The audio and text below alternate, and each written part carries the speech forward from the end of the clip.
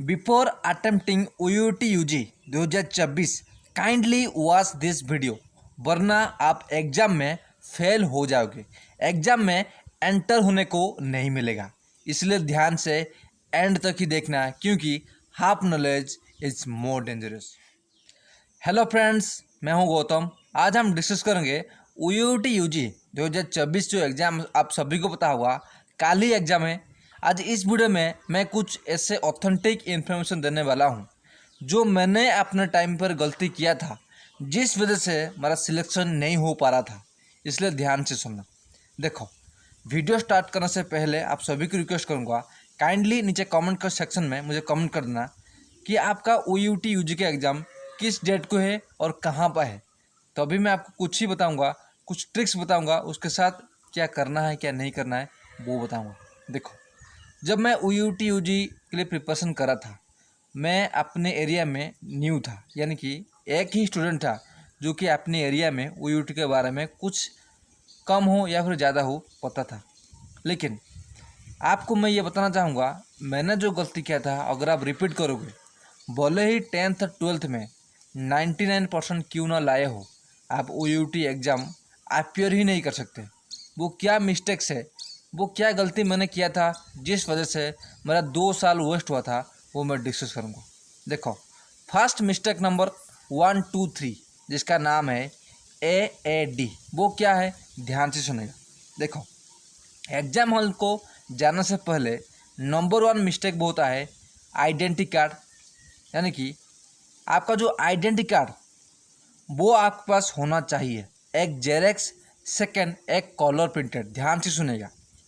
बहुत सारे स्टूडेंट को लगता होगा कि मैं जेरेक्स तो लेते जाऊँगा, मतलब लेके जाऊँगा, तो मैं कलर प्रिंटेड क्यों लेकर जाऊँगा। देखो, अगर आप कलर प्रिंटेड और जेरेक्स बोथ लेके जाओगे ना, तब आपको कोई रिस्क नहीं लगेगा, यानी कि कुछ भी स्ट्रेस नहीं रहेगा आपके दिमाग में कि मेरा एग्ज़ाम में क्लियर होगा या फिर नहीं, मुझे एंट्री करने को नहीं मिलेगा या फिर नहीं।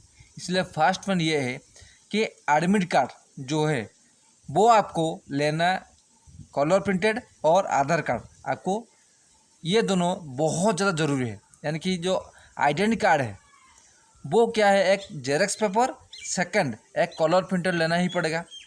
और नेक्स्ट मिस्टेक ये है, आपका आधार कार्ड वो आपको कंपलसरी लेना ही पड़ेगा। और आधार कार्ड में जो आपका नाम और आपका डेट ऑफ बर्थ और आपका पेरेंट्स का नेम है ना, वो आपका जो एडमिट कार्ड है उसमें करेक्ट, यानी कि एक्यूरेट होना ज़रूरी है। अगर एक्यूरेट नहीं होगा तब आपको एग्ज़ाम में अपेयर करने को नहीं दिया जाएगा। जो बता रहा हूँ ना, बेस्ड ऑन माई एक्सपीरियंस। देखो, जब मैं प्रिपेयर कर रहा था ना, मेरा एक दोस्त था, उसका आइडेंटिटी कार्ड यानी कि जो एडमिट कार्ड का नेम या डेट ऑफ बर्थ वो, और जो मैं बता रहा हूँ आधार कार्ड, उसका डेट ऑफ बर्थ और नेम में सिर्फ ए लेटर, यानी कि गौतम में GOUTAM, लेकिन आधार कार्ड में था GAUTAM, और डेट ऑफ बर्थ में 4-6 इस तरह कुछ था, लेकिन वो वहाँ पे 2-6 हो गया था, जिस वजह से उसको डिसक्वालीफाई कर दिया गया। जो बता रहा हूँ ना, स्ट्रिक्टली फॉलो करना, क्योंकि इतने सालों की मेहनत, बहुत सारे स्टूडेंट होंगे जो कि ड्रॉपर होंगे, बहुत सारे स्टूडेंट होंगे फ्रेशर होंगे। मैं नहीं बोल रहा हूँ कि आपका सिलेक्शन 100% हो जाएगा, लेकिन अगर आप 1500 रुपीज़ पेमेंट करके सिर्फ OUT UG एग्ज़ाम अपेयर के लिए फॉर्म भरे हो और आप एग्ज़ाम ही अपेयर नहीं कर पा रहे हो ना, उससे बड़ा रिग्रेट और कुछ भी नहीं होगा। ओके, थर्ड है, आपको क्या करना है, आपका जो डॉक्यूमेंट है, 10th certificate, 12th certificate, photo जितने भी है वो आपको आपके साथ लेना ही पड़ेगा। अगर आप फ़ोटोज़ नहीं लोगे, यानी कि जो भी आपका फ़ोटो है, मतलब जिस फ़ोटो आपने फॉर्म भरते टाइम आपने डाला है, अगर आप वो फ़ोटो नहीं लोगे ना, तो वहाँ पे भी आपको डिसक्वालीफाई होने की मैक्सिमम चांसेस है। सेकंड पॉइंट है, अगर आप फ़ोटो डालते टाइम, अगर आप फॉर्म भरते टाइम आपने चश्मा पहना है और जब आप डॉक्यूमेंट लेके जाओगे ना उसमें चश्मा नहीं है, वहाँ पे भी डिसक्वालीफाई होने के मैक्सिमम चांसेस है। मैं जो बता रहा हूँ ना, मैं खुद की एक्सपीरियंस से बता रहा हूँ। मैं चाहता हूँ आप भी सेम गलती ना करो, जो भी सिली मिस्टेक्स है उससे मत करो, ताकि आपका रिग्रेट ना रहे। अगर आप यूटी एग्ज़ाम 1500 रुपीज़ दे के सिर्फ फॉर्म डाले हो, एग्ज़ाम हो या फिर नहीं हो, या फिर एग्ज़ाम में क्वालिफाई हो या फिर नहीं हो, वो तो दूर की बात है। अगर आप एग्ज़ाम अटेम्प्ट नहीं कर सकते हो ना, तो उससे बड़ा रिग्रेट कुछ भी नहीं है। तो मैंने फिर से जो भी बता दिया ना, वीडियो बैक करके देख लेना, तो आपको रिग्रेट नहीं होना चाहिए। ओके।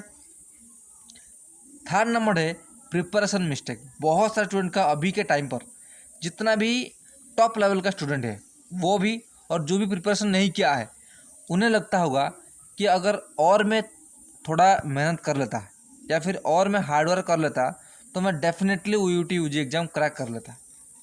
ये बहुत सारे स्टूडेंट को लगता है। मैं आपको सजेस्ट करूँगा, जो हुआ जितना हुआ, आप अभी के लिए कोई टेंशन मत लो, नहीं तो बहुत ज़्यादा रिग्रेट होगा और आप ये सोचते रह जाओगे कि मुझे अगर मैं और मेहनत करता और टाइम मिलता तो मैं टॉप कर लेता। लेकिन यह गलती है, ये गलती मत करो। प्रिपरेशन मिस्टेक्स आप ये दिमाग में नहीं लाओ। अगर आप लाओगे तब आपका एग्ज़ाम अगर अच्छा होने की आएगी, यानी कि क्वेश्चन ईजी भी होगा ना, तब भी आप गलत करोगे। ओके। फोर्थ नंबर सीक्रेट, वो मैं लास्ट में डिस्कस करूँगा। अभी मैं डिस्कस करूँगा बिफोर एग्ज़ाम आपको क्या करना है क्या नहीं। काइंडली इस वीडियो को लाइक करना, क्योंकि बहुत ही ज़्यादा मेहनत लगता है वीडियो बनाने में, और मेरा जो एक्सपीरियंस है उसके बेसिस पर ही बता रहा हूँ। ओके। अगर आप जानना चाहते हो आपका इस बार टारगेट क्या होना चाहिए based on your mark 10th और 12th का, आपका टारगेट क्या होना चाहिए, क्योंकि बिना टारगेट का कुछ अचीव नहीं होता, तब आप नीचे डिस्क्रिप्शन में चेक करके मुझे कॉल करके आपका टारगेट चूज़ कर सकते हो। आप सभी को पता होगा 10th और 12th में मार्क बेसिस 50% डिपेंड करता है। उसके साथ आपका कैटेगरी क्या है, SC ST OBC या फिर ग्रीन कार्ड, वो भी डिपेंड करता है। उसके बेसिस पर ही मैं टाइम लूँगा 15 मिनट या फिर आधा घंटा। जो भी थोड़ा बहुत अमाउंट पेमेंट करने के लिए बताऊँगा, वो पेमेंट करने के बाद मैं आपको 15 मिनट या फिर आधा घंटा टाइम लूँगा। उसके बाद मैं आपका जो टारगेट क्या होना चाहिए इस बार 2024 के लिए, वो मैं बताऊँगा। अगर आप जानना चाहते हो आपका टारगेट स्कोर, नीचे डिस्क्रिप्शन में नंबर दिया है, मुझे कॉल कर सकते हो। ओके। अभी बताता हूँ बिफोर एग्ज़ाम आपको क्या करना है क्या नहीं करना है। देखो, भले ही आप टॉपर स्टूडेंट क्यों ना हो, भले ही यूटी एग्ज़ाम पहले से क्यों नहीं दिए हो, बहुत सारे स्टूडेंट को आज ही उनका स्ट्रेस आएगा, यानी कि उन्हें लगा हुआ कि मेरा प्रिपरेशन अभी पूरा कंप्लीट नहीं हुआ है, जिस वजह से उनको बहुत ज़्यादा स्ट्रेस आएगा और उसी वजह से उन्हें अच्छे से नींद भी नहीं आएगा। तो मैं आपको रिक्वेस्ट करूँगा, इस एक दिन में आप सिर्फ रिवाइज कर सकते हो। रिवीजन के लिए नोट्स मैंने दिया है, वहाँ से पढ़ सकते हो। अगर आप इस टाइम पर ज़्यादा स्ट्रेस लोगे, आपको नींद भी अच्छे से नहीं होगा, जिस वजह से आपका क्वालिफिकेशन यानी कि क्वालिफाई होने की 0 चांसेस रहेगा।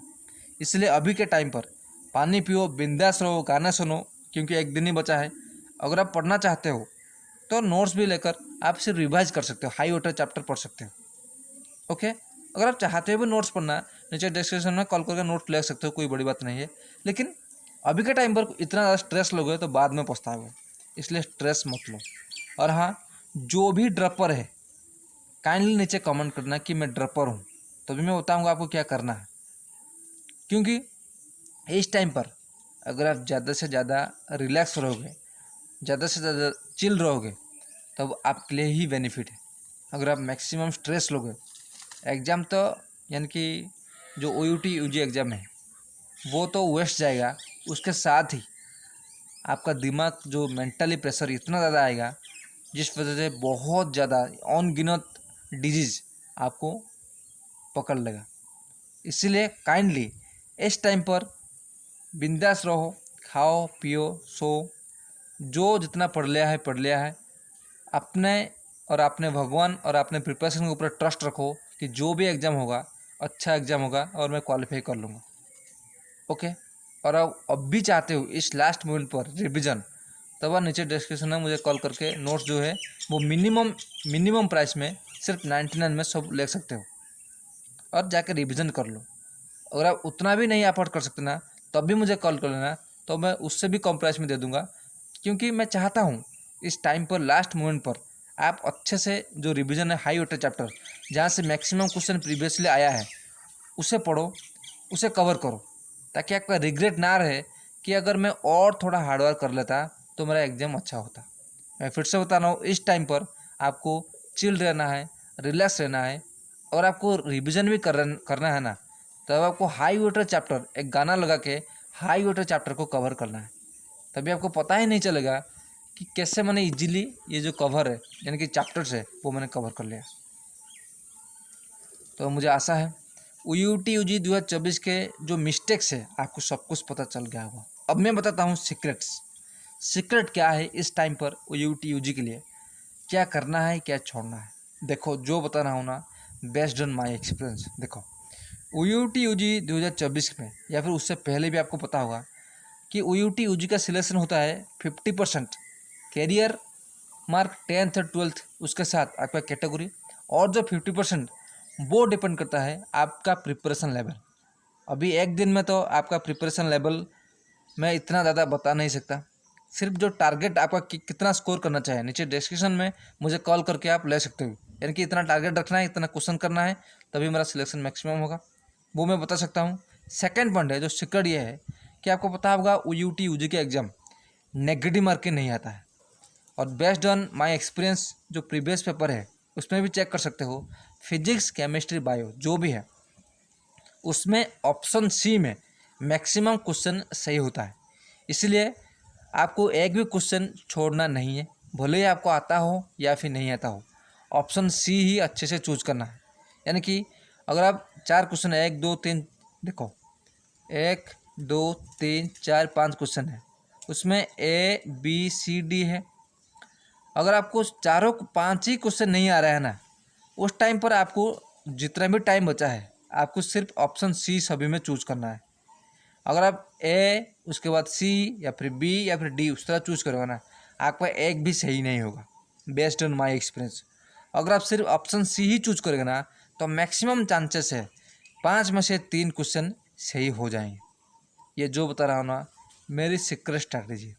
तो मुझे आशा है UUT UG 2024 में जितने भी मिस्टेक्स और सीक्रेट्स सब कुछ बता दिया है। उसके बाद भी और कुछ जानना चाहते हो, मुझसे बात करना चाहते हो, नीचे डिस्क्रिप्शन में मेरा नंबर है, वहाँ पर थोड़ा बहुत पेमेंट करके मुझे कॉल करके अपना जितने भी डाउट्स है क्लियर कर सकते हो 5-10 मिनट में। आज से इतना ही, मिलते हैं नेक्स्ट वीडियो में, तब तक के लिए खुश रहिए, कीप स्माइलिंग।